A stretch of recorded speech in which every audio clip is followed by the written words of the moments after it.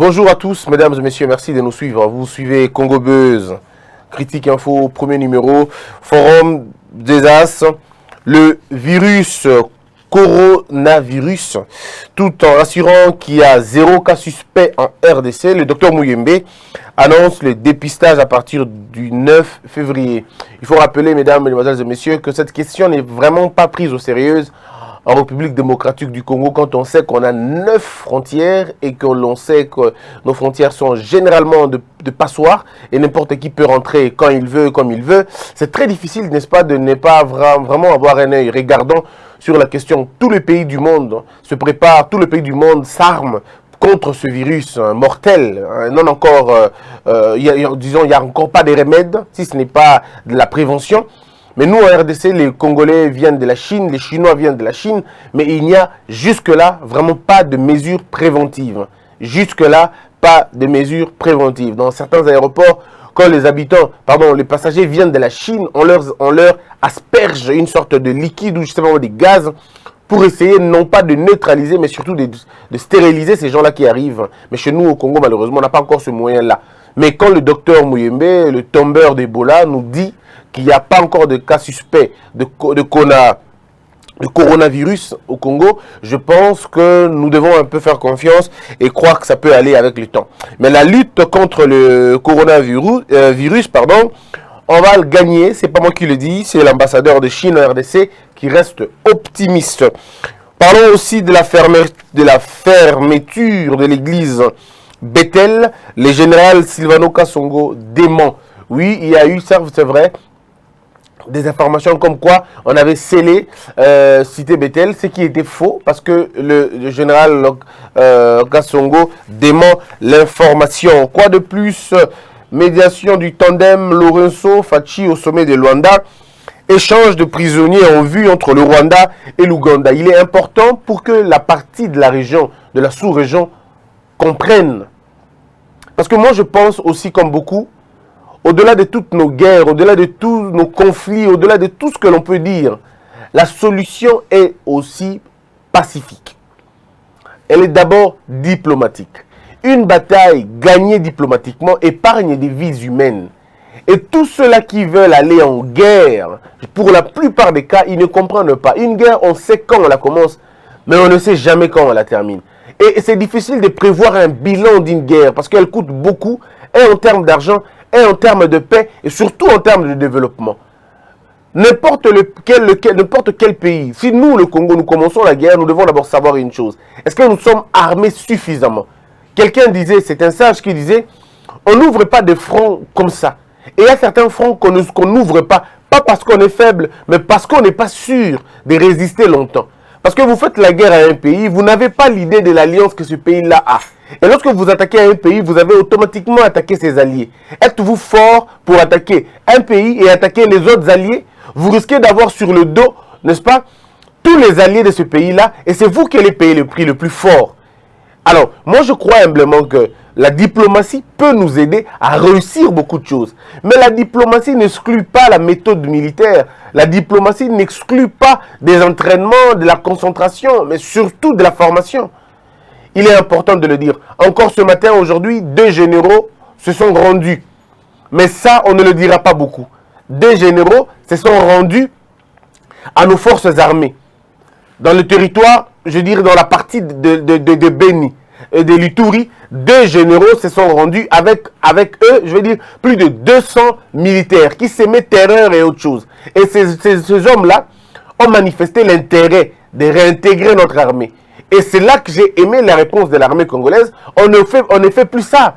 Ça, c'est de l'histoire ancienne, où on pouvait quitter un groupe armé et tout de suite déverser dans l'armée régulière avec les grades respectifs. Non, on a dit qu'il y a des préalables maintenant. Vous devez d'abord passer au recrutement pour voir si vous remplissez les critères. Si vous n'êtes pas éligible au niveau de l'armée, pourquoi on va vous prendre? Il y a beaucoup de secteurs de la société, vous pouvez aller vous réintégrer là-bas. Parce que jusqu'aujourd'hui, nous avons encore ce qu'on appelle, je ne sais pas comment on appelle ça, mais c'était un processus de démobilisation. RDDR, quelque chose comme ça. C'était là pour démobiliser. Le président Kabila s'était démobilisé aussi. Souvenez-vous qu'on avait donné un vélo, comme tout le monde. Tous les militaires qui sortaient de l'armée, on leur donne généralement quelque chose pour qu'ils puissent aller faire la vie, recommencer leur vie, ainsi de suite. Et ce processus-là continue jusqu'aujourd'hui. Donc, je pense que il faut au sein de laboratoire des Fachi, au sein de notre politique, il faut qu'il y ait un groupe d'hommes ou un groupe de hommes qui vont réfléchir convenablement pour voir comment on va faire mieux, comment on va faire pour avancer, pour faire avancer les choses.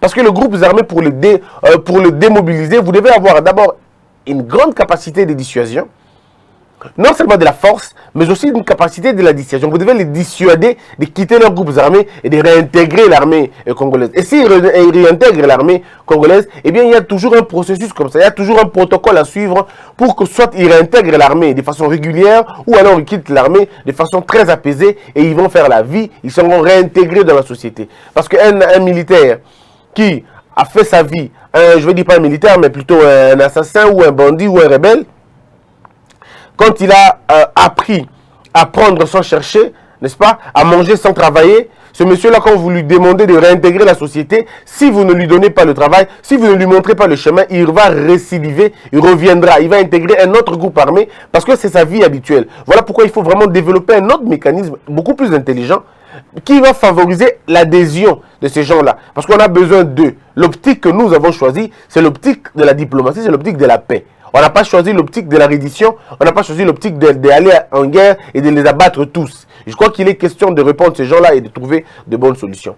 Mais maintenant, on parle ici de la libération totale des prisonniers congolais au Rwanda, de prisonniers rwandais au Congo, de prisonniers ougandais au Rwanda, de prisonniers rwandais en Ouganda. C'est une très grande question, une très belle question aussi. Ça nous permet, nous, en République démocratique du Congo, d'avoir des rebelles comme Laurent Nkunda et les traduire en justice ici, afin qu'ils répondent des actes qu'ils ont eu à commettre. Et tous les chefs rebelles congolais, disons, qui ont fui au Rwanda, qui se réclament congolais, bon, on peut le reprendre. Aujourd'hui, quand on veut prendre Laurent Nkunda, il brandit sa casquette de nationalité rwandaise. Alors qu'on sait tous que la nationalité rwandaise, elle est un peu comme nous. On ne peut pas l'avoir en concurrence avec une autre nationalité. Donc, M. Laurent Nkunda doit choisir d'être soit il est rwandais, soit il est congolais. Alors, il dit qu'il est congolais, alors il va revenir ici, parce que son juge naturel, c'est le juge congolais. Il doit donc revenir ici, il sera jugé par notre armée, disons par notre justice militaire. Et il répondra de ses actes, si jamais la culpabilité lui est reconnue. Or, aujourd'hui, avec M. Laurent Nkunda, on n'a pas besoin de chercher la culpabilité très loin. Il est coupable, on l'arrête, on le condamne. Alors, s'il dit qu'il est rwandais, on aura du mal à les traduire comme ça, mais nous pouvons avoir des commissions rogatoires, nous pouvons demander à la justice rwandaise de pouvoir s'impliquer. Et au nom de la concorde, au nom de la paix, ce monsieur doit être traduit en justice et payé pour les actes qu'il a commis. Il a endeuillé des familles, il a tué des enfants, il a massacré des populations, il a massacré des populations et puis il a enrôlé des jeunes gens. Alors ce monsieur-là doit être arrêté. Si pas à notre justice congolaise, s'il réclame qu'il est rwandais, alors c'est la Cour pénale internationale qui devra s'en occuper. Et si la Cour pénale s'en occupe, M. Laurent Nkunda doit dire avec qui il travaillait. Parce que nous avons atteint un niveau où vous devez dire avec qui vous avez travaillé. Il a eu certainement le soutien de beaucoup de Congolais ici. Il a eu le soutien de beaucoup de Congolais à l'administration, au niveau de la politique, au niveau de l'armée, au niveau de tout ça, on a eu toutes ces choses-là. Alors, il faudrait que, au niveau de la diplomatie, que le président Félix Tshisekedi et ses homologues s'entendent bien. Il ne faudrait pas que l'on se cache derrière une nationalité pour faire du mal aux gens. Comme on peut aussi retrouver dans nos camps des Congolais qui ont commis des exactions au Rwanda et qui se cachent ici en disant qu'ils sont Congolais. Alors ces gens-là, nous devons les exposer de la même manière. Parce que ce que nous ne voulons pas que le Rwanda nous fasse, ne serons pas le premier à le faire au Rwanda. Je pense à un moment donné, nous devons descendre sur terre et réfléchir convenablement. Sinon, on va aller dans le problème. Il n'est pas question, nous, de faire au Rwanda ce que nous ne voulons pas que le Rwanda nous fasse. Parce que nous sommes en train de payer ce que Mobutu a fait au Rwanda depuis très longtemps. Les mater, les terroriser, les confisquer, prendre leur dépouille mortelle, essayer d'avoir une sorte d'hégémonie, contrôler tout ça. Nous payons ça aujourd'hui. Et je crois qu'il est important de traiter nos amis, de traiter nos voisins poliment, dignement, pour qu'en retour, ils nous traitent aussi dignement. Parce que si nous commençons à nous regarder en chaîne de faïence, rassurez-vous seulement d'une chose, la guerre, on la mettra au froid, mais on ne la terminera pas. Pourtant, nous n'avons pas besoin de poches de recrudescence d'insécurité, nous avons plutôt besoin d'harmonie, on a besoin de paix. Et la partie de Grand Lac a besoin, la région de Grand Lac, pardon, a besoin de paix. Et la paix que le Congo aura va imposer une sorte de paix au Rwanda, va imposer une sorte de paix dans la région. Et que le Rwanda et l'Ouganda comprennent ici que si nous sommes en insécurité, ils seront en insécurité. Leur paix va être une paix relative. On n'aura pas une paix totale. La paix totale vient ou viendra lorsque le Rwanda va renoncer à ses ambitions hégémoniques ou alors matérialiser ces choses-là. Il y a un gros mensonge, un très gros mensonge que l'on fait circuler dans les réseaux sociaux, comme quoi il y aurait des populations qui seraient venues d'ailleurs pour venir habiter de notre coin et tout. C'est un plan, mais qui n'est pas encore matérialisé. Je dis c'est un plan qui n'est pas encore matérialisé. La première vague de gens, c'était la vague de ces comment on appelle, je veux dire de ces éleveurs. C'était la vague de ces éleveurs et qui avait une mission bien déterminée que tout le monde pouvait imaginer la mission en question. Le gouvernement congolais à l'époque a très mal joué la carte. Le gouvernement jouait la carte de l'hypocrisie. Le gouvernement jouait la carte de l'ironie. Le gouvernement a joué la carte du laxisme. Et au lieu de traiter la question dans son ampleur et dans sa grandeur, nous avons choisi de laisser pourrir la situation. Aujourd'hui, nous payons, nous récoltons les fruits. Je pense ici que la région de Grand Lac doit être une région la mieux protégée, la mieux sécurisée, parce que c'est la région qui est porteuse de notre développement. Et du développement intégral, ça veut dire du développement de tous les pays voisins, le Burundi, l'Ouganda et le Rwanda. Il faudrait qu'on arrive à comprendre ces choses-là. Mais une autre dimension est beaucoup plus importante, c'est la dimension de la bonne gouvernance. Et surtout du choix du modèle politique. Tant que le Rwanda continuera dans sa dictature ou dans sa volonté de maintenir les autres pays sous ses auspices, je suis très convaincu qu'on n'aura rien à faire. Tant que l'Ouganda ne voudra pas céder un peu de son orgueil, disons avaler un peu de son orgueil et mener des politiques correctes, envie de sauver la vie des Ougandais, on aura toujours des problèmes. Parce que chaque fois que les Ougandais auront des problèmes, ils vont reculer pour attaquer l'Ouganda. Et ils n'auront pas d'autre choix parce que leur base naturelle, c'est les pays frontaliers. Et ça, c'est l'histoire qui nous rappelle que tous les pays voisins qui veulent se faire des guerres, ils prennent pour base arrière naturelle les pays frontaliers.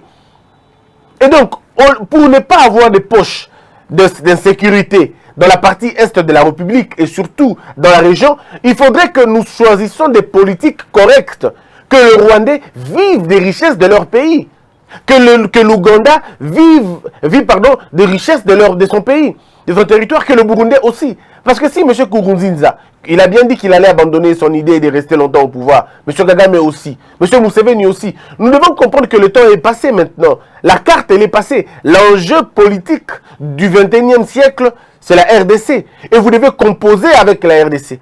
L'Ouganda doit comprendre que si la RDC se développe, l'Ouganda va se développer aussi. Si le Congo se développe, le Rwanda se développera aussi. Et si le Congo se développe, le Burundi se développera aussi. Il est prouvé scientifiquement que les efforts que le Rwanda peut faire pour se développer, ces efforts peuvent être évalués par exemple à 15%. D'accord? Ou à 20%. Le Rwandais peut sentir qu'il y a une sorte d'évolution. Oui, parce que vous avez 20% seulement. L'Ouganda peut se développer aujourd'hui avec tous ses efforts, par exemple à 13%. La population de l'Ouganda peut sentir qu'il y a quand même une sorte de changement. Le Burundi aussi. Mais il est important que si la donne de la RDC change, si au niveau de la RDC, il y a un développement intégral, la population du Rwanda bénéficiera à au moins 40% ou 50% de ses bénéfices. La population de Burundi va gagner au moins 70%. Parce que regardez, le Congo peut nourrir non seulement 2 milliards de personnes, mais le Congo peut offrir du boulot à la moitié de la population africaine. Si nous avons, nous, en RDC, un modèle d'emploi convenable, si nous avons en RDC un mécanisme de prise en charge, d'emploi, et ainsi de suite, nous pouvons non seulement offrir le boulot aux Congolais, mais nous pouvons offrir le boulot à tous les habitants de la partie, ou de tous nos voisins. Nous pouvons engager autant de Congolais, disons autant d'étrangers qui peuvent venir vivre, disons, travailler chez nous au Congo, payer les impôts chez nous au Congo, enrichir le Congo, mais aussi enrichir leur pays. Donc le développement du Congo va être finalement profitable à toute l'Afrique. Mais ce n'est que question de se dire, nous abandonnons l'égoïsme, nous abandonnons la cupidité, nous abandonnons la mauvaise foi au profit d'un développement intégral. Mais ça, c'est un prix à payer.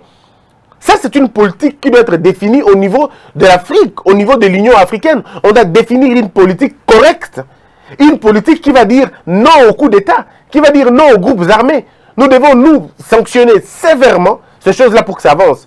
Donc, comment on appelle ça, les réunions que l'on fait en Ouganda, au Rwanda, tout ça, c'est bien. Mais tant que la volonté n'y est pas, on va rien faire. Ce n'est pas la première fois qu'on aille dans des discussions comme ça. On va dans les discussions comme ça ne produit absolument rien parce que les gens vont pour simplement faire plaisir aux gens. Ils vont remplir les conditions protocolaires, mais les vraies politiques ne sont pas menées. Et le jour où on va mener les vraies politiques, je suis très convaincu qu'on réussira à sortir le pays dans l'impasse. Parce que le Congo représente le frein pour toute l'Afrique.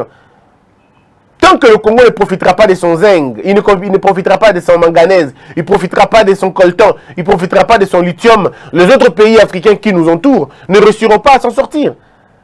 Parce que les bâtiments nigériens pourront être construits avec le cuivre congolais. Et il n'est pas mauvais, parce que le cacao de l'Afrique du Sud, pardon, de la Côte d'Ivoire, peut nourrir autant d'enfants congolais, comme le cacao du Congo peut offrir autant de chocolat, autant de travail, autant d'infrastructures au Tchad. Nous sommes obligés de travailler ensemble. L'eau congolaise, les eaux congolaises peuvent aider les Tchad, peuvent aider le Sahel, peuvent aider le Maroc, peuvent aider beaucoup d'autres pays africains. Et il en est de même pour nos richesses africaines, nos richesses congolaises peuvent aider l'Afrique. Mais il faut des politiques correctes, des politiques d'adhésion. Et pour ça, il faut de grands hommes, il faut de grands esprits. Il faut des présidents qui vont regarder au-delà de leur pays, qui vont aller regarder au-delà de leur pays pour faire renaître une idée panafricaniste de développement. Pas une idée panafricaniste politicienne, mais panafricaniste de développement. Parce que c'est ça dont on a besoin aujourd'hui. Voilà un peu, mesdames, mesdemoiselles et messieurs, la vraie information qui devrait être là. Mais aujourd'hui, je me pose encore une autre question. Le social congolais. Parce qu'il faudrait en parler, il est très important d'en parler. Moi, je suis très peiné d'apprendre ce qui se passe au Congo. Je me pose la question si nous avons des hommes et des femmes qui travaillent. Aujourd'hui, au moment où je vous parle, le Premier ministre est allé en Afrique du Sud. Il est allé en Afrique du Sud dans les conférences minières, ainsi de suite. Ce qui n'est pas mauvais. Mais il faut le dire. Nous ne sommes pas en train d'avancer. Nous sommes stationnés quelque part parce que la politique a pris le dessus de la société. Et c'est très compliqué parce que vous n'allez pas évoluer dans des conditions. Quand il s'agit de réfléchir, on va voir qu'il y a deux forces. Il y a l'optimisme. J'ai suivi encore aujourd'hui le ministre du Budget, M. Mayo, et j'ai suivi aussi M. Baudouin, et j'ai suivi aussi, mais j'ai vu la population en RDC. Il y a une sorte d'écart entre les discours politiciens et les vécus des Congolais. Et ça, ce sont des faits. Lorsque vous entendez les ministres congolais, lorsque vous entendez les autorités congolaises, ils sont dans ce que moi j'appelle un optimisme qui frise la démagogie. Je ne dis pas que c'est la démagogie, mais un optimisme qui frise la démagogie. Parce que l'optimisme doit être questionné. Et on doit questionner l'optimisme par le fait, le concret, les vécus. Vous n'allez pas dire, comme le ministre Mayo a dit, que nous allons atteindre le budget à 100%. Je suis tout à fait d'accord avec lui. C'est une ambition. Moi, je vais bien. Mais l'ambition dont on n'a pas les compétences, c'est un crime, le disait. L'ambition dont on n'a pas les compétences est un crime, dont on n'a pas les moyens devient un crime. Comment vous allez réaliser 100% de budget avec les mêmes personnes qui ont causé la terreur financière au Congo, qui nous ont imposé un terrorisme économique? Comment vous allez réussir à avoir 100%? Si c'est de l'ambition, je vous l'accorde, c'est légitime. Mais ça risque d'être une démagogie parce que vous ne vous fondez pas sur le pragmatisme. Parce que nous devons être pragmatiques. Et le pragmatisme, il veut nous faire comprendre que nous n'allons pas sortir de l'auberge. Parce qu'il y a beaucoup de choses qui rentrent en considération, qui nous font voir que nous prenons une mauvaise tangente. Nous prenons une mauvaise tangente parce que ici nous avons une juxtaposition de deux forces. La force du mal et la force du bien. La force de la volonté que nous voulons aller plus loin, l'ambition qui vous anime, monsieur le ministre du Budget. Mais nous avons aussi les impératifs.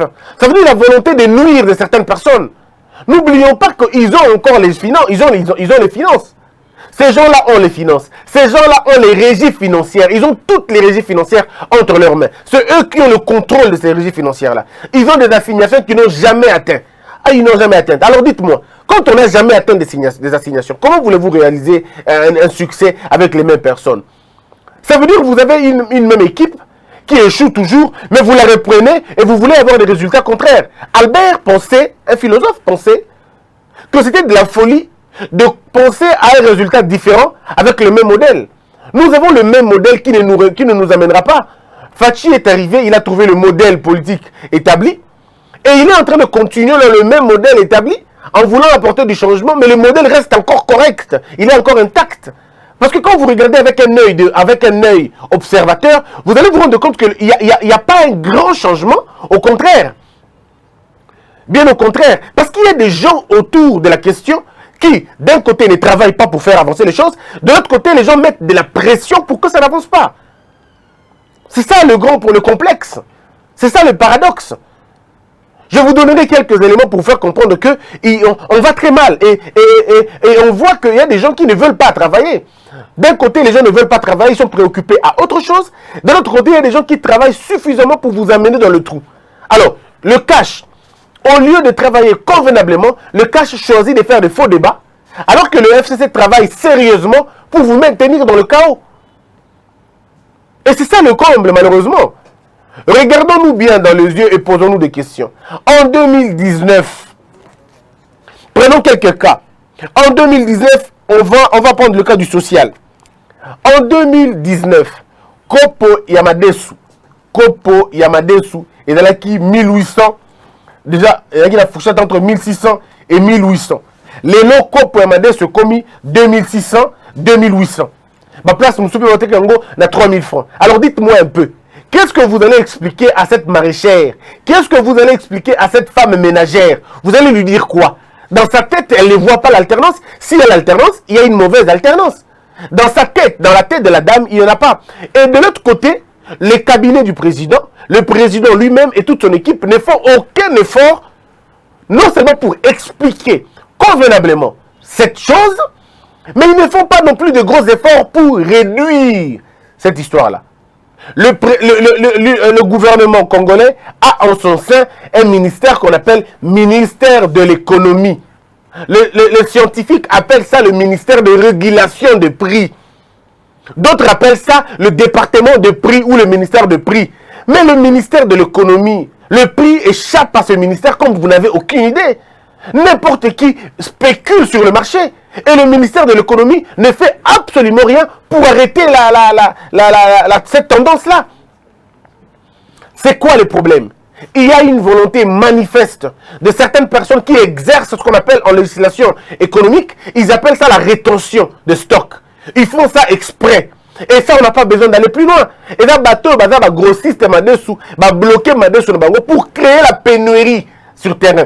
Quand ils créent la pénurie sur terrain, quand ils créent la disette, ce qu'on appelle la rétention de stock, qui est une infraction, ils retiennent ça et entre-temps, il faut encore ce qu'on appelle, dans la législation toujours économique, il faut ce qu'on appelle des ententes illicites.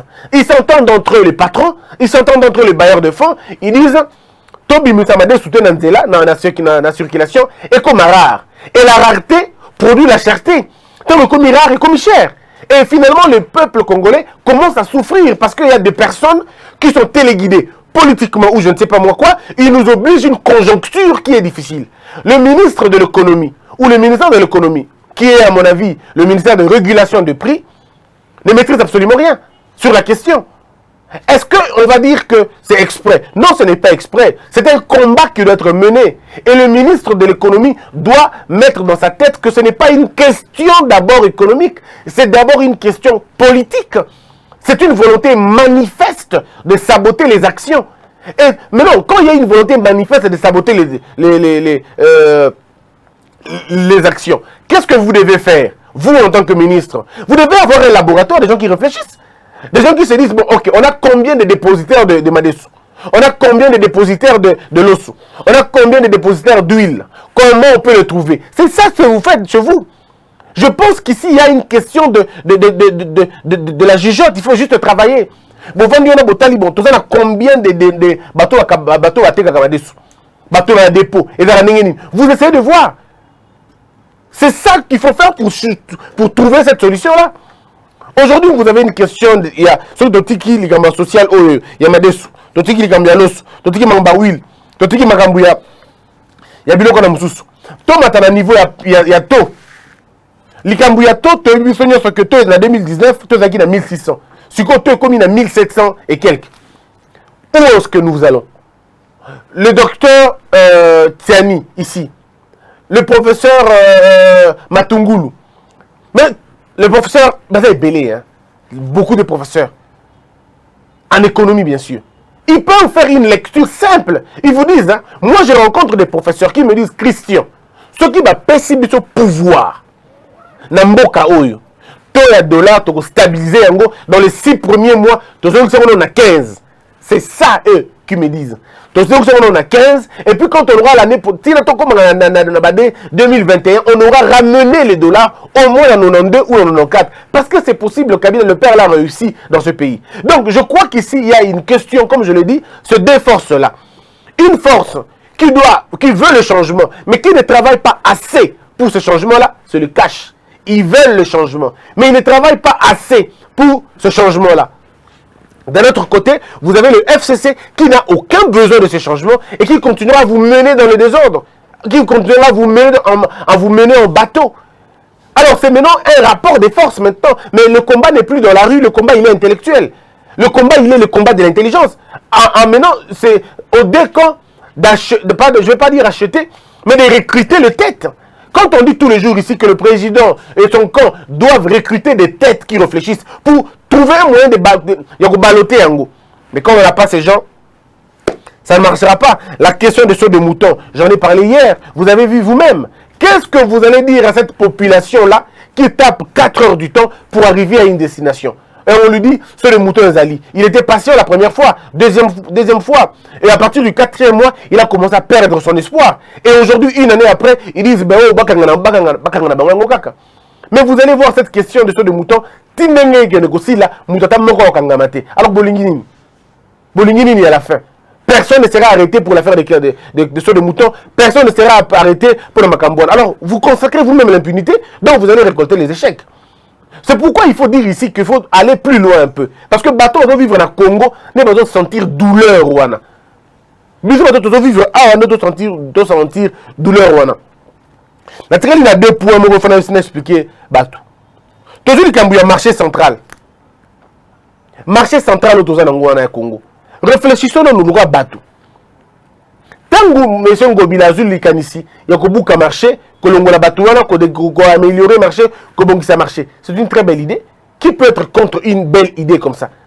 Qui peut être contre l'idée à Malam Bongo? Mais le problème, c'est la planification. Le Congo meurt à cause de la planification.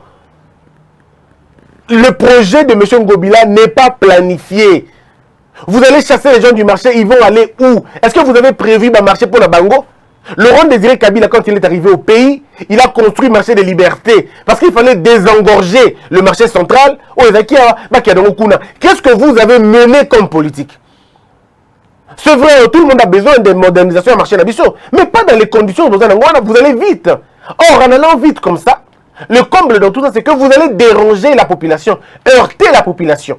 Alors qu'il y a des besoins ailleurs, les gros besoins de la population, nous allons douter. Zandou est aussi important. Mais les vraies questions du développement de Kinshasa, nous en douter.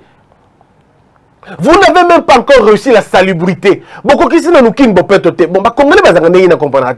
Kin bopeto au kokina noté. Et les Cambouazans nous Donc, vous n'avez même pas encore réussi à faire un plan. Vous voulez prendre un autre plan. Pour la ligne, parce que planification est zatée. Et tout le monde veut la précipitation. Tout le monde veut le tape à l'œil.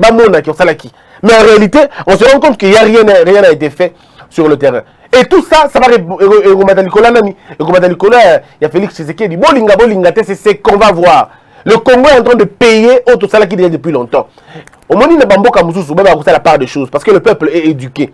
Le peuple est formé. Mais le Congo, ce n'est pas le cas. Le Congo, le peuple n'est pas encore formé. Tout on ramène ça au président. Et on va payer pour ça. Pourtant, dans certains pays, le marché, il fallait de la ligne à la boue. Mais les Cambouis ont opportunité, les Cambouis ont planification, on paye le prix aujourd'hui. Qu'est-ce que ça coûte aux gens de réfléchir d'abord en amont, de constituer des grandes équipes d'études du marché, d'études du terrain, pardon. Vous étudiez le terrain et vous apportez des solutions adéquates. Et puis quand vous amenez, vous amorcez la procédure, il y a changement. Moi, parce qu'il y a eu déjà des palliatives. Vous n'avez même pas de palliatives. Vous voulez arranger les choses en détruisant. Ça ne marche pas. Ça ne marche pas. Et tout ça, et donc, il y a un cadre de déranger ma vision de la politique. Le temps va me manquer, parce qu'il faut que je respecte l'heure. Le temps va me manquer de parler du salaire, de parler de la santé, de parler du déplacement, de parler des étudiants. Le temps me manquera de parler de ces choses-là. Je ne vais pas être... Permettez-moi de revenir un autre jour pour parler de cette question parce que j'estime que c'est important. Ou même dans la deuxième partie, je peux encore évoluer dans cela parce que c'est quand même assez important. Merci d'avoir été nombreux. Mesdames et messieurs, continuez à faire vos contributions na Cash Nabiso.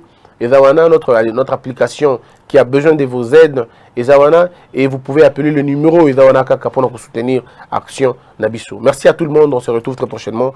Que la peur quitte nos esprits et que Dieu bénisse les RDC.